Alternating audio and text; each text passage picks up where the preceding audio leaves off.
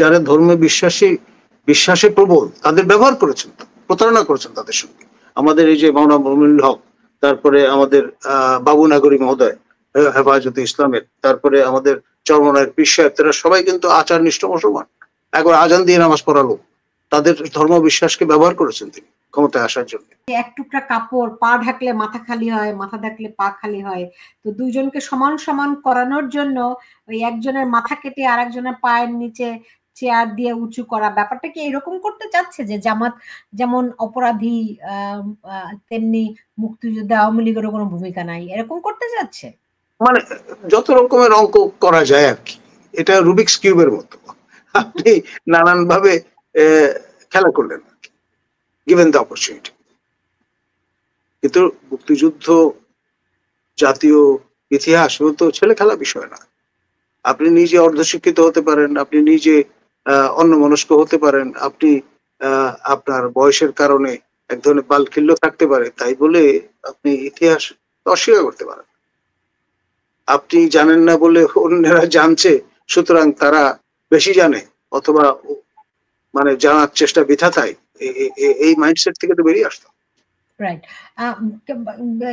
ইয়াতে আপনার এই মুক্তিযুদ্ধের এই যে গেজেট যেটা করলো, হ্যাঁ, এখানে জামাতের বিষয়ে কি কি বলেছে, আপনি কি আমাকে একটু ব্যাখ্যা দিতে পারেন? কি কি উল্লেখ করতে পারেন? জামাতের যে অঙ্গ সংগঠন গুলো, মানে তাদের বলা হয় যে আল বদর, আল শামস, এই ধরনের অঙ্গ সংগঠন গুলোকে ব্র্যান্ডিং করা, নেতিবাচক করতে, তারপরে তাদের সহযোগী দল যে নেজাম ইসলামের মতো, মুসলিম লীগের মতো দলগুলো, সেগুলোকেও কায়দা করা। কারণ খেয়াল করে দেখেন, বর্তমান মুসলিম লীগের সভাপতি যিনি অ্যাডভোকেট মহসিন রশিদ, ইউনূস সরকারের বিরুদ্ধে সবচাইতে বেশি সোচ্চার এবং লজিক্যাল, এবং তিনি রিট করেছেন আপনার এই সরকারের যে বুজরুকি, তার কারণে। কারণ যে রেফারেন্সের দোহাই দেওয়া হচ্ছে এবং ফুল বেঞ্চ ছাড়া সেই রেফারেন্স আসলো কোত্থেকে? মাননীয় তৎকালীন প্রধান বিচারপতি এবং বিচারপতি দুজনই তো সেনা হেফাজতে ছিলেন, তার মানে স্বাক্ষর জাল করা হয়েছে। এইসব বিষয়গুলো তিনি তুলে ধরেছেন, সুতরাং তিনি খারাপ হয়ে গেলেন। যেহেতু মুসলিম লীগের সভাপতি, সুতরাং মুসলিম লীগ খারাপ।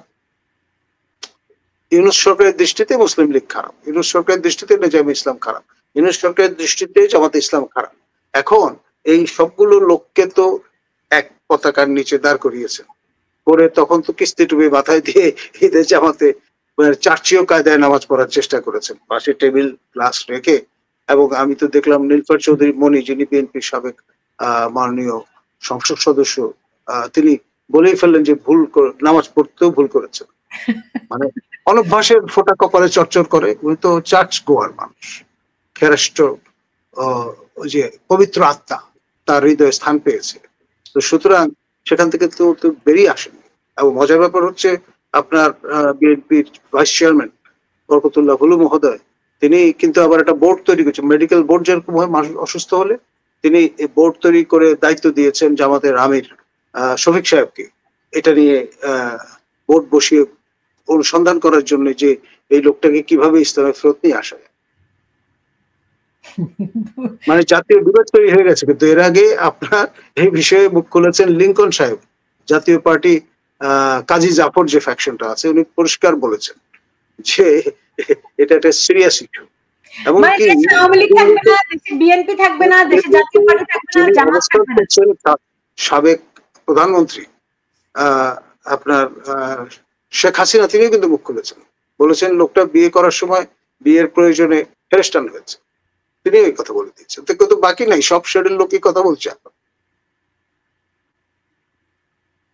তো লুকোবেন কি করে? আর একদিকে স্বপ্ন তিনি খলিফা হবেন, তিনি জাতির পিতা হবেন, তিনি আপনার হুকুমতে এই যে ইউনূস শাহী সেটি জারি রাখবেন অনন্তকাল, আমৃত্যু। এই যে আপনার যে ইন্টেন্ট বা চিন্তা, সেটি তো এখন ড্যাশড হওয়ার উপক্রম। সবাই তার মূল যে মৌলিক জায়গা, তার ধর্ম বিশ্বাস নিয়ে কিন্তু এখন প্রশ্ন তুলছে। আফটার অল, মুসলিম মেজরিটি কান্ট্রি। এখন পর্যন্ত আমরা যে সংবিধানটা মানি, সেই সংবিধানের রাষ্ট্রধর্ম ইসলাম। তো রাষ্ট্রধর্ম যেখানে ইসলাম, সেখানে রাশিয়ান অর্থোডক্স চার্চের অনুসারী একটা লোককে আপনি সর্বময় ক্ষমতা দিয়ে দেবেন এবং তিনি ইচ্ছা মতো দেশ চালাবেন, এটা তো হতে পারে না। কেন খারাপ কি? আমরা যেহেতু ধর্মনিরপেক্ষতায় না বিশ্বাস না, করি। একবার যদি প্রতারণা করেন, খেয়াল করেন, আপনি কোর্টের রেফারেন্স নিয়ে প্রতারণা করেছেন, করে সেই রেফারেন্সে শপথ নিয়েছেন, মানে ওখানে ঝামেলা আছে, শস্যের মধ্যে ভূত। তারপরে আবার আপনি ঈদের জামাত করতে গেছেন, তবা করে তিনি মুসলমান হয়েছেন কিনা আমরা তো জানি না। আর এই যে সুবর্ণ সুযোগ গেল এবার হজের, একজন সরকার প্রধান হিসেবে তার নেতৃত্বে বিশাল কাফেলা যেতে পারে। বাদশার কাছে যদি ইচ্ছা প্রকাশ করতেন, বাদশার খাস মেহমান হিসেবে তাকে নিয়ে যেতেন স্পেশাল প্লেনে করে, যেখানে কমিউনিস্ট চায়না থেকে স্পেশাল প্লেন চলে আসে, সেখান থেকে আসতো না। জি, হজ করতেই হবে এমন কোনো কথা আছে? না না, এটা ফরজ মুসলমান পুরুষের জন্য। কি বলেন আপনি?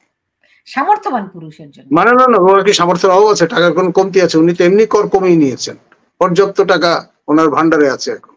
আগে না হয় দরিদ্র ছিলেন, নির্যাতিত ছিলেন, শেখ হাসিনা তাকে কারাবন্দী করার চেষ্টা করেছিলেন, কিন্তু এখন তো তিনি মুক্ত মানুষ। ও উল্টো শেখ হাসিনাকে ধরে বেঁধে নিয়ে আসার প্রক্রিয়া শুরু করেছেন। তিনি গরিব এটা বললে কেউ বিশ্বাস করবে না। গরিবের টাকা কিভাবে নিয়ে দিতে হয় পকেট থেকে, সেটা তিনি এই কৌশল পৃথিবীকে উপহার দিয়েছেন। আর সেখানে তিনি হজ করার টাকা নাই, তার একটা last person to believe that. আপনাদের কারণে তো সেনা প্রধান, তিন বাহিনী প্রধান এরাও যেতে পারলো না হজে। না, আমাদের মাননীয় বিমান বাহিনী প্রধান গিয়েছেন। আচ্ছা আচ্ছা, বুঝতে পেরেছি। কিন্তু আমি যেই যেই যেই আলোচনাটায় এটা আমি মানে হাসি করলেও মানে বিষয়টা খুব গুরুতর, যে আসলে মানে কারো ব্যক্তিগত ধর্মীয় চর্চা, এটা আমার মাথা ব্যথার নাই। সমস্যাটা অন্য জায়গায়। তিনি তো এই যারা ধর্মে বিশ্বাসে প্রবল তাদের ব্যবহার করেছেন, প্রতারণা করেছেন তাদের সঙ্গে। আমাদের এই যে মাওলানা মুমিনুল হক, তারপরে আমাদের বাবু নাগরী মহোদয় হেফাজতে ইসলামের, তারপরে আমাদের চরমনায়ের পীর সাহেব, তারা সবাই কিন্তু আচার নিষ্ঠ মুসলমান, একবার আজান দিয়ে নামাজ পড়ালো। তাদের ধর্ম বিশ্বাসকে ব্যবহার করেছেন তিনি ক্ষমতায় আসার জন্য। এটা আপনি অস্বীকার করতে পারবেন না। তো ওনারা কি সেটা জানেন না? এখন জানছেন, আগে তো জানতেন না। তাদের বোধহয় প্রথমে সন্দেহ হতে পারে, মনে দোলা দিয়েছে লোকটা দাঁড়িয়ে রাখে না কেন। তো একজন এখানে মন্তব্য করেছেন, আমি জানি না, ধর্ম বিশ্বাস নিয়ে কথা বলতে আমার ভালোও লাগে না, সেটা হচ্ছে Yunus not Christian, not Muslim, he is Zionist, Zionist. Zionist বলার চেষ্টা করছেন, এটা তো আরো ভয়ঙ্কর। মাওলানা সাহেবরা আরো ক্ষুব্ধ হয়ে যাবে, যেখানে গাজা নিয়ে বিশাল মার্চ হচ্ছে ঢাকায়, আর তাকে যদি দেখা যায় জায়নিস্ট, তাহলে তো খবর আছে। আচ্ছা, থাক, ধর্ম নিয়ে আমি বেশি কথা বলতে চাই না। এটা নিয়ে যাদের আগ্রহ আছে নিশ্চয়ই তারা তাদের মতো আলাপ করুক। ধর্ম আমার কাছে একটা ব্যক্তিগত বিষয়, যে যেভাবে করে চর্চা করতে চায়, কিন্তু আমি দেখতে চাই তিনি আসলে মানুষকে প্রতারণা করেছেন কিনা, কিংবা এখন ধরেন যে জামাতকে আমরা দুটি কাউন্টে, একটা হচ্ছে যে কোর্টের রেফারেন্স একদম পরিষ্কার, আপনার আইএসপিআর থেকে আপনার প্রকাশ করে দেওয়া হয়েছে তালিকা, সেখানে পরিষ্কার উল্লেখ আছে আমাদের মাননীয় সাবেক প্রধান বিচারপতি এবং মাননীয় বিচারপতি দুজন সেনা হেফাজতে ছিলেন। তখন তারা কখন কোর্ট বসালেন, কখন রেফারেন্স দিলেন আমরা তো জানি না। এবং সেই বিষয়টা নিয়ে কিন্তু রিট করেছেন অ্যাডভোকেট মোহসেন রশিদ, যে কারণে মুসলিম লীগের নাম আপনি জুড়ে দিয়েছেন যে স্বাধীনতা বিরোধী দল হিসেবে। ব্যক্তি মোহসেন রশিদের এই আর্গুমেন্টের কারণে আপনি স্টিগমাটাইজ করার চেষ্টা করছেন একটা পার্টিকে, এটা তো হতে পারে না। স্যার, এখানে একজন মন্তব্য করেছেন ইমানুল চৌধুরী, তিনি বলছেন, I have never seen doctor Khalimullah sir so vocal using clear language, I can see anger in his voice. হ্যাঁ, কেন আপনি জাতির সঙ্গে প্রতারণা তো করতে পারেন না। আমি এই কথা বলার কারণে আপনি আমাকে জেল জরিমানা করতে পারেন, but I will continue to say what I think is right, nothing personal. ব্যক্তি ইউনুস সম্পর্কে আমার কোনো কথা বলার প্রয়োজন নাই যতক্ষণ পর্যন্ত তিনি রাষ্ট্র ক্ষমতায় না থাকছেন। যখনই আপনি in the helm of affairs, when you are trying to represent me in the world community, আমি কথা বলবো নাগরিক হিসেবে। এখানে একজনের এই মন্তব্যটা আমার খুব পছন্দ হয়েছে, কারণ আমিও, আমার এমনটা মনে হয়, আপনার মনে হয় কিনা।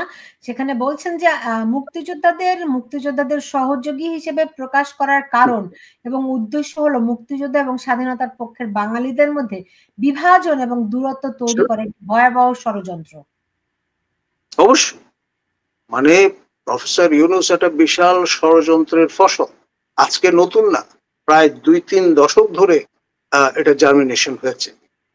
আজকে তার এই বিষবৃক্ষ, যেটা বঙ্কিমচন্দ্রের ভাষা, মহিরু আকার ধারণ করেছে, বটবৃক্ষের আকার ধারণ করেছে আহমদ ছফার ভাষায়। এখন বাঙালির সবচেয়ে বড় অ্যাসেট হচ্ছে দ্রোহ। এটা আপনার কবি রুদ্র মোহাম্মদ শহীদুল্লাহ বলে গেছেন, আমাদেরই সতীর্থ বন্ধু।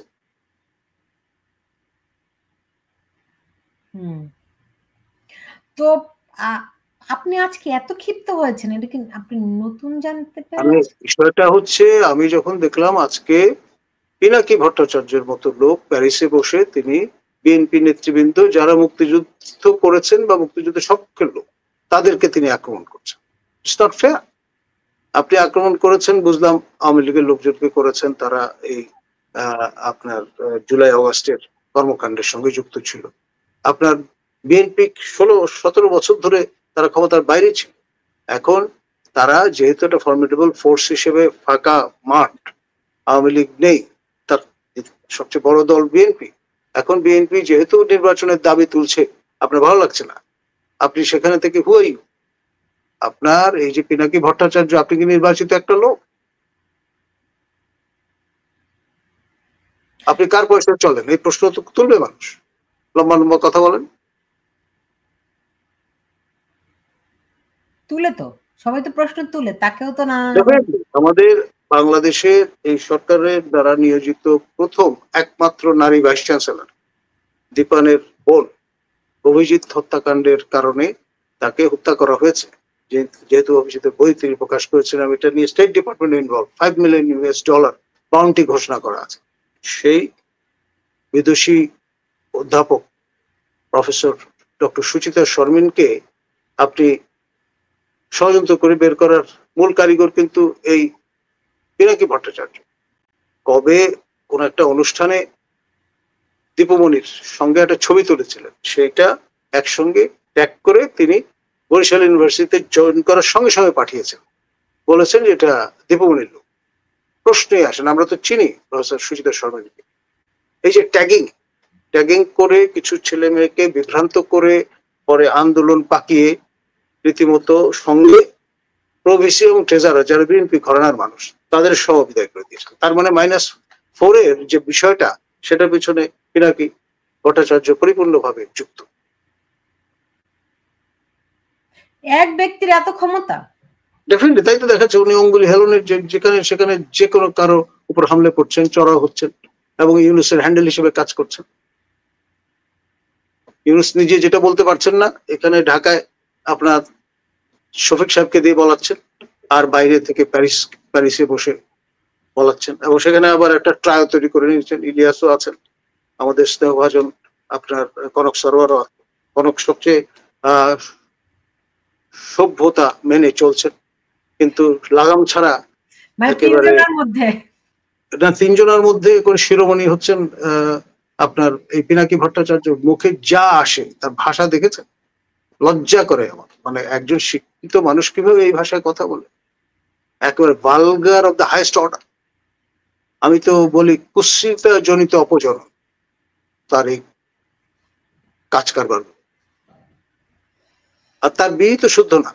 তিনি একজন মুসলমান নারীকে বিয়ে করেছেন নিজে রাস শ্রেণীর ব্রাহ্মণ হয়ে।